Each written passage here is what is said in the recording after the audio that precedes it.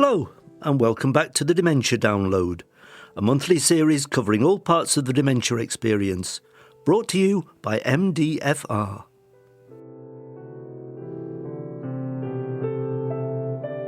This episode is all about dementia and mindfulness. We'll be exploring what mindfulness is, and a bit about what it isn't, from its ancient roots to modern uses, and how it benefits people whose lives are affected by dementia. We'll also be sharing some simple exercises that you can try out for yourself.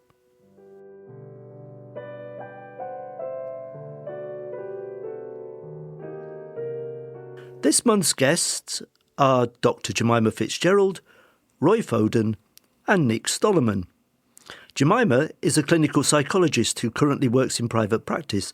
She has a history in palliative care and hospice care and has worked closely with dementia carers. Roy is a former auxiliary nurse who was diagnosed with Lewy Body dementia 14 years ago. He practices mindfulness every day for pleasure, peace and pain relief. And Nick has practiced mindful meditation personally and professionally for many years, both with clients and family members living with dementia. Let's start then with a short introduction to mindfulness. Here's Gemima to tell us what it is. Mindfulness is a term that lots of people use and it's becoming really, really popular. But with that, there are some misconceptions. So it's really good to just define what it is that we're talking about. So mindfulness is the art of paying attention on purpose in a very particular way. So you're paying attention to what's going on internally, inside you, in your body, your sensations, but also to paying attention to all of your senses. So what is also going on around you, what you can hear, see, smell, touch. So it's about being in the present moment and not judging whatever you're picking up on, just experiencing it as an observer. People are often surprised to learn that there's a clinical side to mindfulness, and a great number of studies show that it can improve mental health, well-being and pain management, specifically for people with dementia and their carers, as well as for the general public. Mindfulness became clinical practice originally in 1974. It was brought into the secular world, if you like, or the clinical world by a man called John Kabat-Zinn, who had an interest in mindfulness already and started to use it with patients who were experiencing real chronic illnesses and pain where treatment just wasn't helping with the symptoms. So all the medication, all the previous treatment they'd tried, it was resistant. There was no improvement. So he started using mindfulness as a way of helping people to experience their pain or their symptoms. And what he noticed was people's symptoms really started to improve. So that was the original basis of it. And then it was brought into the NHS in 2004, where it was used originally to help with depression.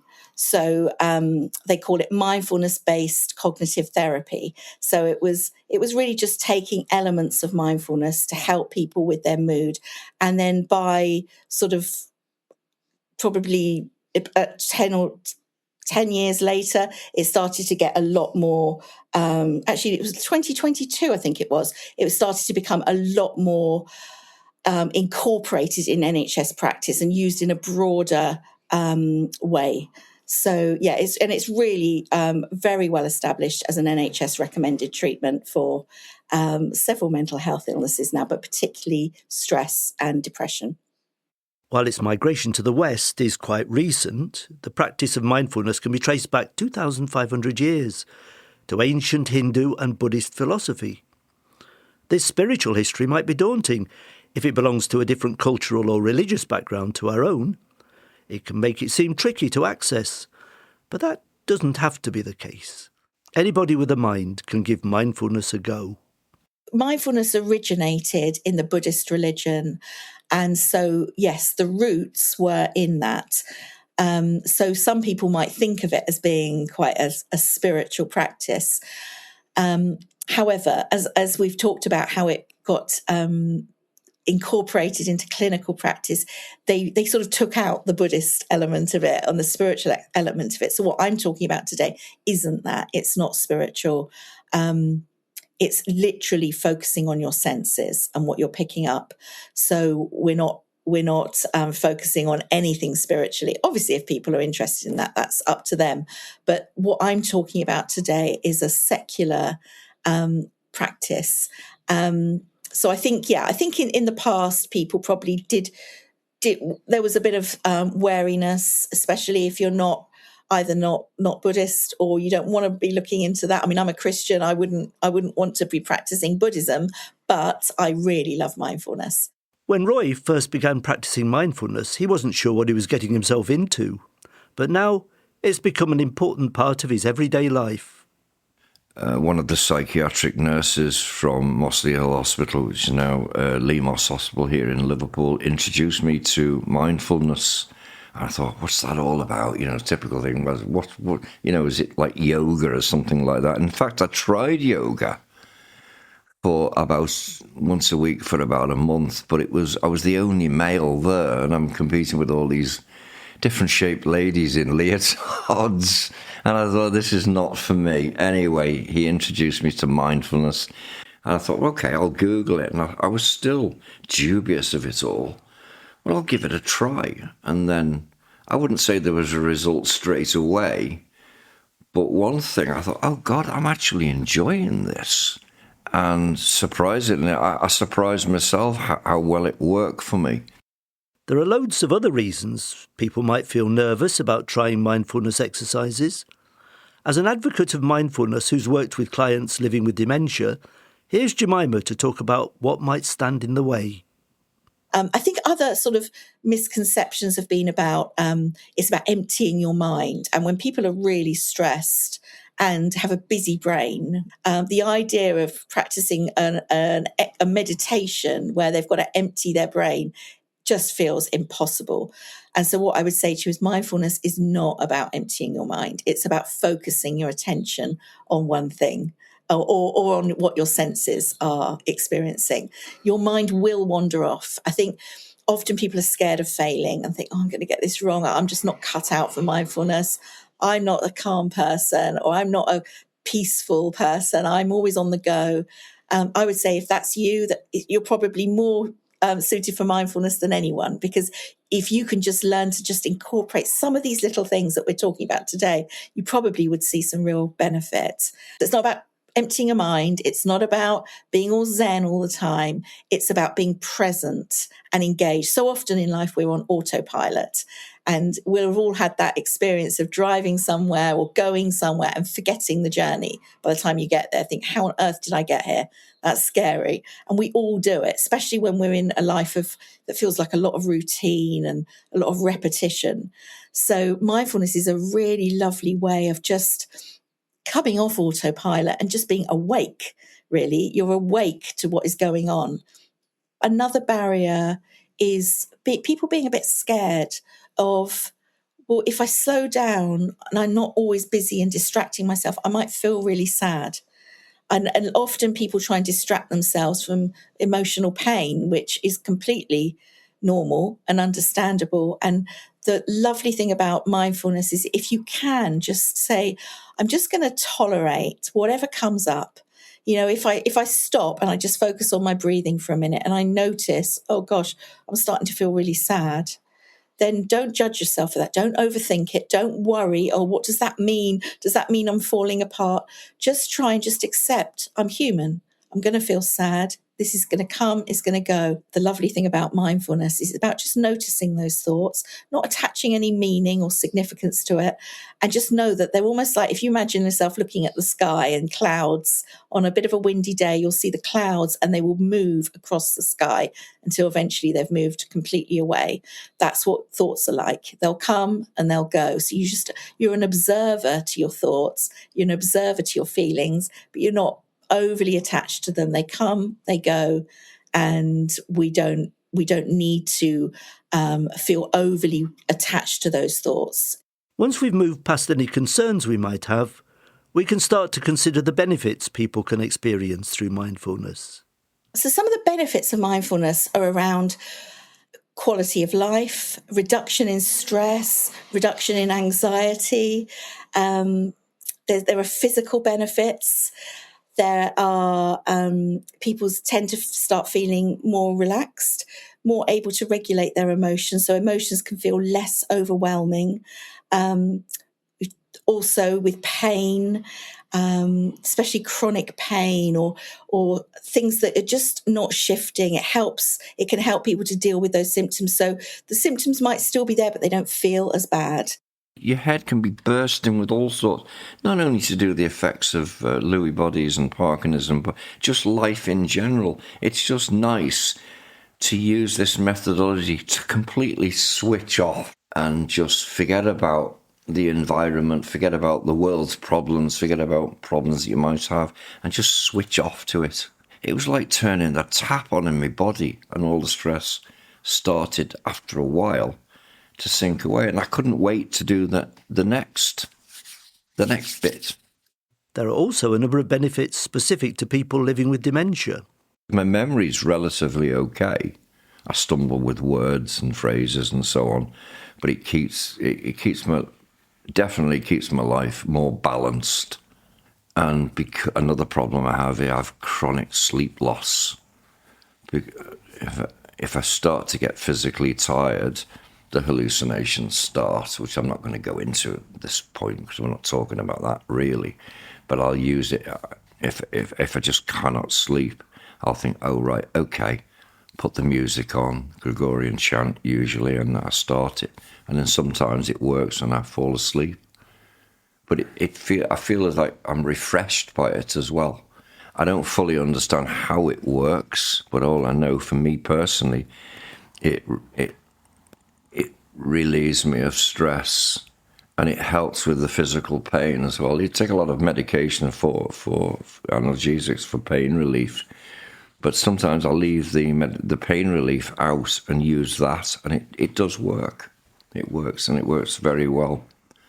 As I say, I'm not knocking the medication which I need and have to take. It does definitely complement it and keeps me grounded, I suppose. But I suppose this is an additional methodology, if you like, or way of keeping me in the moment, reducing, as I say, anxiety and stress. So it's helped me, I suppose, or definitely, to build what I call a vendetta against the type of dementia I've got and cope with the physical pain as well. And it works.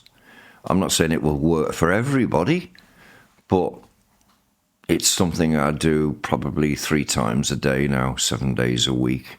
I wish I'd known about it years ago, actually. Long before dementia, I was diagnosed with any form of dementia or Parkinsonism, because I would have used it, yeah, definitely. For someone living with dementia, obviously it's important to say that it's not a cure for dementia. Mindfulness can't reverse the symptoms of dementia, but it can really help with quality of life. There's lots of ways it can help. It can help the person with dementia to feel calmer, more relaxed. If their emotions feel overwhelming, it can help people just to be able to regulate their emotions and just feel more safe and grounded, which is really, really important. Caregivers can also really benefit from mindfulness, and it doesn't have to be done alone. Research shows that when people living with dementia and their caregivers practice together, the positive effects can be stronger and last longer. It can also be a wonderful way to connect with each other. Often people with dementia, you might notice that they kind of zone out, or you think they're not really present in the room, or their mind is elsewhere, or maybe their mind is racing and they're agitated. It can really help someone just to feel more connected to their present and what is actually happening, but also with the person, the carer, so that connection between you if you do it together. And for the carer, as well as sometimes helping with the connection with the person with dementia, if they do it just on their own, it can help with all of the above, everything I've just said, but also just an enhanced sense of resilience and being able to cope. Because we know being a family carer of someone with dementia is incredibly stressful. So finding tools to help cope, to build the resilience, is really, really important. It can even help with sleep. I tell you what is a really lovely thing about it as well, is often it helps with feelings of guilt and self-criticism. Can really help with that, because so often carers beat themselves up, say, oh, I'm not good enough, or I don't like myself for the feelings and the thoughts I'm having. But mindfulness can help with that acceptance of those thoughts, not judging yourself, not being critical of yourself, just knowing that those thoughts are a part of being human. They come, they go, and it can really help people to feel that they can get through this. So, now we've got an idea of what mindfulness is and how it can contribute to well-being, you might be curious about what exercises are out there. The good news is, because it's been adapted over thousands of years, there's a lot of different tips and techniques you can try. Our guests have a whole range of them under their belts, and Jemima's going to get us started with some of the most popular ones. Yeah, people call them different things. But there are just a few well-known ones. So one is the body scan. So that's literally just notice, you work your way from the top of your head down to your feet, bit at a time, noticing what is going on in your body, what sensations can you feel. Body scanning can be a simple, accessible way to relax, reduce stress, and pay attention to the link between our body and mind. And it's actually Roy's preferred technique. Here he is to tell us about what it looks like for him. What I'm doing is I'll lie down, loose clothing, a cool room, with either no sound at all, or as I use Gregorian chants, and it helps me to listen to my body. So what I do is I lie flat on the bed, spread my fingers out, put them onto my diaphragm, and as you probably know, when you breathe, your diaphragm goes up and down.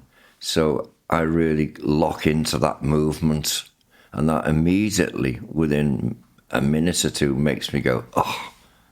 So I'm feeling my respiration going up and down. And then what I do then is I use different parts or scan my entire body. I'll start with my head, and I feel the gentle pressure on the back of my head, and I just concentrate on that for whatever length of time. And then from there, I just work my way down my body. So there's my head, my torso area, my stomach, which usually gurgles doing this. And then I might raise a right leg and hold it for a given length of time and feel the pressure of my muscles on my hips and the back of my legs and so on, stretching. And then I repeat it with my left leg. And I do the same thing with my arm. I'll raise my left arm for a certain length of time and feel the strain of muscles holding my arm up in a vertical position, and then just slowly lower it all down, and then repeat again with my other arm.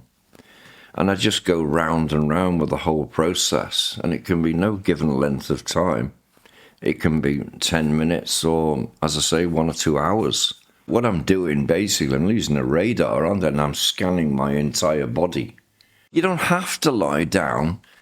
They recommend it. You can just sit in a comfortable chair. And one thing I do is my feet, which you can't really do lying down because you haven't got any pressure on your feet. So what I do is I sit in an armchair with slippers on or just socks, sit comfortably like that, again with the music, and feel the, what do you call it? The sensation of my feet on a hard or carpeted surface, and just twiddle my toes around. Nick recommends a traditional yogic meditation called Kirtan Kriya, which has been clinically proven to increase blood flow to parts of the brain linked to memory loss, and is widely used to help slow cognitive decline in the early stages of dementia. All meditation and mindfulness has been proven to support things like stress and anxiety that I've already mentioned to you. But Kirtan Kriya is the only one that I've ever come across that has been scientifically proven to really help people with dementia, because it stimulates blood flow to key parts of the brain, that are key to things like learning, memory, fatigue, and it also helps reduce stress, which is key for carers as well. Kirtan Kriya. It's a few different things go on with this. There's a mantra that you chant, which might sound very weird to people, but when the word mantra means mind liberation, and the mantra is sa ta na ma. These are the four sounds, sa ta na ma, and what you do is we start by chanting it aloud, then we go into a whisper, then we go silent, and then we come back into a whisper and a loud. And as you chant Satanama, you are also on both hands going to press together the tip of each finger against your thumb. So Sa is the index finger, Ta is the middle finger, Na is the ring finger, and Ma is the little finger. Sa, Ta, Na, Ma. Sa, Ta, Na. So it's got a kind of a slightly hypnotic feel to it, like most meditation. So that's Kirtan Kriya. But as I say, and I think it's really important, I know my dad could not do that, but I know that my mum can. So, and she really enjoys it. So she does that one. Another popular technique is mindful breathing, and there are plenty of different types to choose from, like simply bringing attention to your breath without trying to change it, or highly controlled breathing exercises. Nick uses ancient breathing techniques, such as alternate nostril breathing, box breathing, and three-chamber breathing to help people develop and deepen their mindfulness practice. One of the simplest, and it's very commonly used, is called box breath or square breath. If you imagine that in front of you you've got a square, and alongside each side of the square is the number 4. And that's to direct you to inhale long and slowly to your count of 4. Hold the breath in to your count of 4. Exhale long and slowly to your count of 4. And then hold the breath out to your count of 4. So inhale to 4, hold it in to 4, exhale to 4, hold it out to 4. And there's no chanting involved. It's simply taking control of your breath. Of course, typically we don't think about our breath. Thankfully, it's an automated process. But when we consciously work with our breath, we're changing the flow of oxygen, and it's really the fastest and easiest way to calm the mind down. And you only have to do that for a minute or two, and you'll feel a big old difference. What else have I got for you? Alternate nostril breath is something that a lot of people do. And very simply, you would block off one nostril. So if you block off your right nostril, just gently press your finger against it. Inhale and exhale through your left nostril. Left nostril breath is associated with feelings of calm. Then you can block off your left nostril. Inhale and exhale through your right nostril. Right nostril breath is associated with feelings of energy and brightness.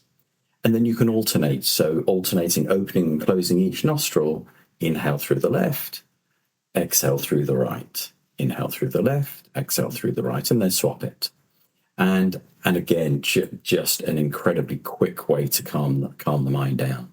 And when you calm the mind down and your stress levels start to drop, that's really where the magic happens. And then just one other I'd like to mention, which is called a 3-stroke breath.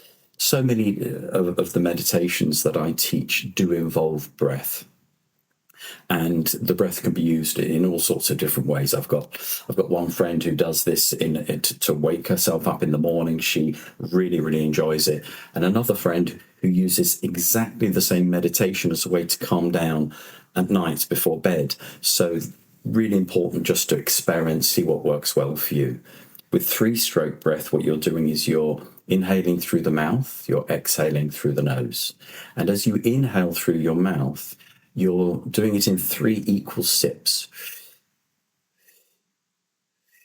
Hold the breath in just 1 second and then long, continuous breath out through your nose. And you're also going to bring your right hand on top of your left hand in front of your chest. crossing them over. And with each sip in through your mouth, you're squeezing the hands together. It's like you're creating a pulse in front of your chest. And one more ingredient to this, a bit more complicated, but with each sip in through the mouth, you're also gently pulling the navel point in. And what that does is to stimulate the diaphragm, this long muscle that runs the full range of your rib cage, which is key to both digestion and respiration. So breathe in through the mouth, hold it in, one long exhale through your nose. And again, just do it for a couple of minutes. Regularly grounding ourselves through breathing exercises can have a hugely positive impact on our well-being. But sometimes we have to squeeze mindfulness in wherever we can get it. If the abilities are declining and that feels just they can't focus their attention on breathing, that's too difficult, then you could potentially try a mindful hand massage. Just rub some hand cream into their hands and just get them to focus on what does it feel like? What's the smell of the hand cream? What are you noticing? What does it feel like on your skin? How are your hands feeling now? What does it feel like to have my hand touch your hand? So you could do something like that. Also, you can have something they call it a textured basket, which is a basket or a cardboard box, it doesn't really matter, with some different items in that box or basket.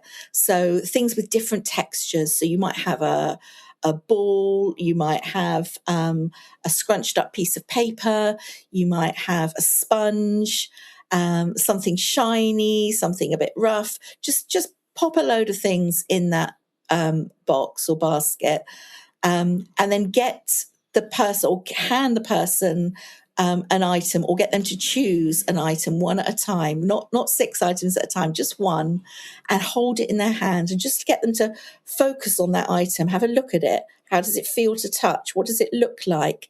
Get their attention focused on that one item. And then when it feels like they've had enough of that item, move on to a different item.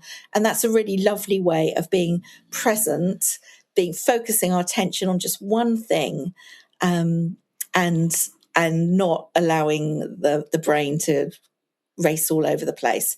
And a mindful walk, if you're able to go for a walk together, I think that can be really lovely, where you're literally just going for a walk and you are, rather than your mind thinking about all the things you need to do or all your worries or wondering about what's going to happen next week or the future or worrying about the past and things that have happened, just coming back to being your attention focused on that walk.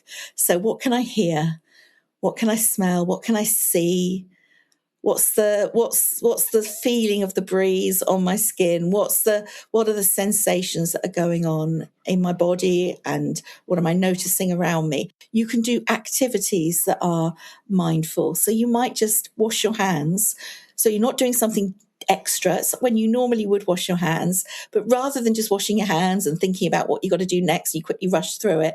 You just take a few extra seconds just to notice what the water feels like on your skin as you're washing your hands, rubbing the soap into your hands, what that sensation feels like on your hands. Notice the temperature of the water on your hands. What does that feel like? And just do that. Or clean your teeth mindfully, or have a shower mindfully. So it doesn't have to be that you're sitting down for 10 minutes undistracted, which would be brilliant if you can do that and do that regularly. But if you can't do that because life just feels all over the place at the moment, I would really encourage you to just have a go at doing an activity you already do, whether that's a walk with your dog, whether that's a walk to the shops, or whether that's cleaning your teeth or washing your hands. Try and do that mindfully. So you're just present on that one activity. You can even eat your food mindfully. So you could have an apple. You can either eat an apple and you just eat an apple, and so many of us, we eat on the go and we're rushing around, or you can eat an apple and just focus on what that apple tastes like. Bite into the apple. Listen to the sound of the crunch of the apple. What does the apple taste like? What are you noticing? How does the apple initially taste, and does the taste of the apple change after a few seconds of it being in your mouth? There's all sorts of things you can do mindfully. It's about being focused on that one task rather than 100, as so many, particularly carers of people with dementia, are so often multitasking. More and more research shows that connecting with nature can improve our mental health. For people living with dementia, mindfully listening to natural soundscapes like birdsong, running water, or wind through the trees can elicit a deep sense of comfort and peace. Birdsong in particular has been shown to significantly ease anxiety, depression and paranoia. I've got another on tape where it's a waterfall. There's no other sound but water pouring down a large waterfall. That's relaxing as well. I've got another one where it's just bird song, nothing but bird song. There's nothing nicer, I think, than listening to nature, birds singing. I mean, that's where, if you're able to, especially this time of year, if you're able to sit outside and just be present outside with what's going on around you and just notice what you're hearing, whether it's birds singing, water, anything in nature, I think is absolutely lovely. It also might be some traffic outside. It might be a sound of a breeze. It might be, you'll notice all sorts of things you can hear. You might be able to hear some children playing in the garden next door, but it's just noticing rather than then sort of running away with your imagination, thinking, oh, I wonder what those children are doing, and I wonder what game they're playing. And rather than doing that, just notice the sound of the children. Just notice the sound of the birds, rather than thinking, oh, I wonder what bird that is. So it's trying to train your brain to just be present. Don't try and be a detective and work it all out for once. Our brains are so busy. Just slow down and just be aware that these things are going on around me. Mindfulness, then, isn't limited to sitting silently in a room and trying to think about nothing. It can include communication, connection, activity, your entire body, or just your breath. You can do it on a park bench while you're eating your tea or tucked up in bed. It doesn't have to take ages. It can last as long as you've got to spare, and a little bit can go a long way. I've had people that have problems, different types of problems, living with different types of dementia. Try it. And I've had some good feedback as well, where people say, God, it does work, doesn't it, Roy? There are people who say, oh, no, I can't be doing that sort of thing. Well, go back, have another go, just try it.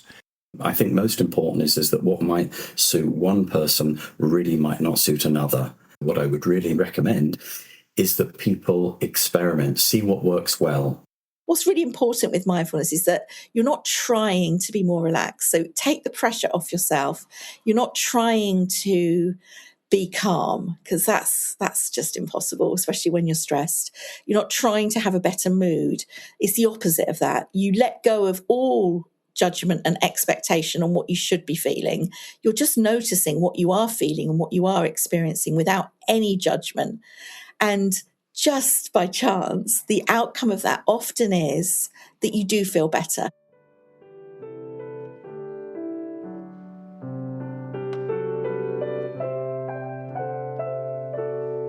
We hope that's given you a better idea of what mindfulness is, beyond the misconceptions, and how people affected by dementia can use it in their everyday lives.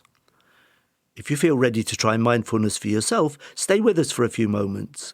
At the end of this episode, you'll find a simple, brief exercise from the brilliant Free Mindfulness Project, who provide easy access to all kinds of mindfulness meditations. We'll also include some gentle bird song at the very end to help you relax. Thanks to Nick, Roy and Gemima for sharing their thoughts with us, and thanks to you for listening. For more information about dementia-related services and support, you can contact the Age UK helpline on 0800 678 1602. Lines are open 8 a.m. to 7 p.m, 365 days a year. You can also find lots of valuable information about dementia at dementia.org.uk and alzheimers.org.uk. You can find the Free Mindfulness Project at freemindfulness.org. The Dementia Download was brought to you by Merseyside Dementia Friendly Radio. This episode was presented by me, Roger Hill, with a script by Alisha Riley. This episode was produced and edited by Nat Gavin, with additional interviews and research by Maisie Kennedy. The music in this episode was played by Don Beacham, a man living with dementia, during one of his daily piano playing sessions. The Dementia Download podcast is made possible by a grant from the National Lottery Community Fund and the Dowager Countess Eleanor Peel Trust. If you have any questions, suggestions or feedback about the podcast, please contact hello@mdfr.co.uk. Remember to stick around for some guided mindfulness coming up in a moment. We look forward to seeing you next time. Bye for now.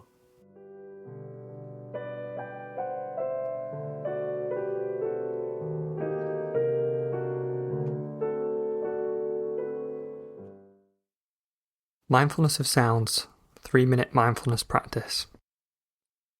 For the next few minutes, this audio file will guide you through the process of becoming more mindful of sounds. This is something that you can do anywhere, at any time, so once you've got the hang of the practice, you might want to try it without the guidance. Begin the practice by attending to your posture. It's okay if you're sitting, lying down or standing to do this practice, but whatever position you're in, take a few moments to check how your body feels, and see if you can adopt a posture that helps you to feel more alert. You can close your eyes if you feel comfortable to do so. Otherwise, it's fine to pick a spot to focus on and let your gaze rest there for the duration of the practice. Now, as best you can, see if you can bring the focus of your attention onto hearing.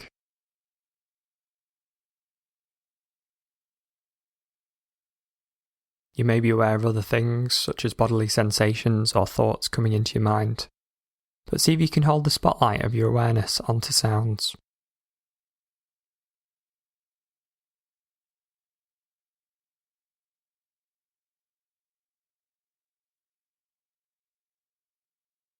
There's no need to go searching for sounds or listening for particular sounds. Instead, see if you can open your awareness to whatever sounds arise.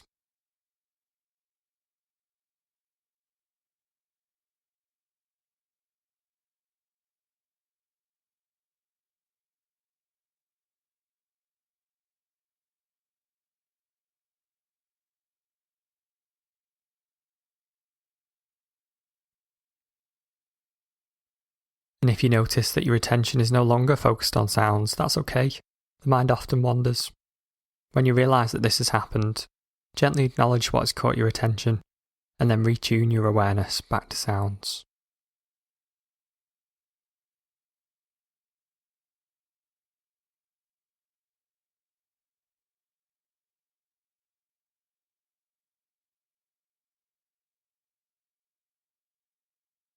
You may find that you quickly label sounds, a shuffle of a chair, a cough, a car outside. See if you can let go of these labels and listen to the quality of the sounds, the patterns of pitch, the volume, how long they last, the space between the sounds.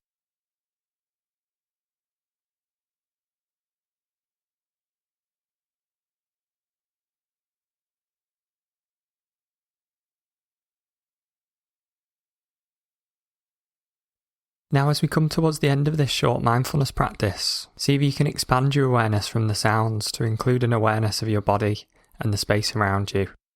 And as you feel ready to do so, opening your eyes and continuing into the next moments with awareness.